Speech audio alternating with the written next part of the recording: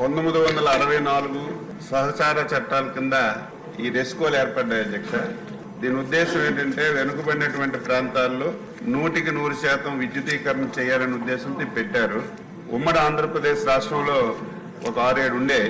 రాష్ట్రం విడిపోయిన తర్వాత ఒక 4 ఉంటే అందులో ఇప్పుడు 3 మనకి పనిచేస్తున్నాయి.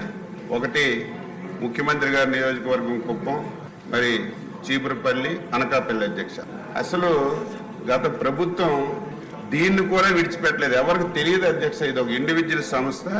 ఆ ప్రాంతంలో 100% విద్యుదీకరణ ఇచ్చి లాభాల బాటలో నడవడానికి అనేక విధాల ప్రయత్నం చేసి ముందుకెళ్ళినటువంటి సంస్థ అధ్యక్ష. ఎంత దుర్మార్గులు అంటే దీన్ని కూడా విడిచిపెట్టలేదు. 2019 తెలుగుదేశం ప్రభుత్వం అధికారం ఉన్నంత వరకు ఈ 3 అధ్యక్ష లాభాల్లో నడిచాయి అధ్యక్ష. 19 వరకు లాభాల్లో నడిచాయి. ఇదేంటంటే ఎలక్ట్రిసిటీ డిపార్ట్మెంటు ఏదైతే రాష్ట్ర ప్రభుత్వం ఏర్పాటు చేసినటువంటి ఏపీఆర్సీకి ప్రతి సంవత్సరం పెర్మిషన్ గురించి, లైసెన్స్ గురించి అప్లికేషన్ పెట్టుకోవాలి అధ్యక్ష. కావాలని చెప్పి అనకాపల్లి దానికి ఆలస్యం చేశారు లైసెన్స్కి అప్లై చేయడానికి. ఎప్పుడైతే ఆలస్యం చేశారో ఏపీఆర్సీ వాళ్ళు ఇమీడియట్ గా దీన్ని డిపార్ట్మెంట్లోకి మార్చేశారు. అప్పటి నుంచి సమస్య ప్రారంభమైంది అధ్యక్ష.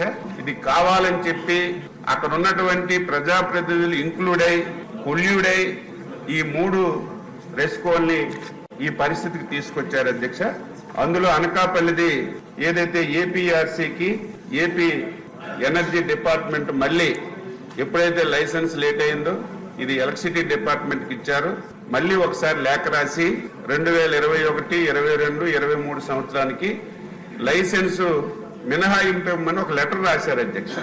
లెటర్ రాస్తే ఏదైతే ఆ లెటరు ఆర్ఈసిఎస్ అనకాపల్లి ఏదైతే ఏపీఆర్సీ లైసెన్స్ ఇవ్వడం లేదని ఏపీ హైకోర్టులో కేసు కూడా వేశారు అధ్యక్ష. ఎప్పుడైతే లైసెన్స్ ఇవ్వలేదు, కేసు వేసిన తర్వాత వాళ్ళు ఏపీఆర్సీకి ఒక డైరెక్షన్ ఇచ్చారు.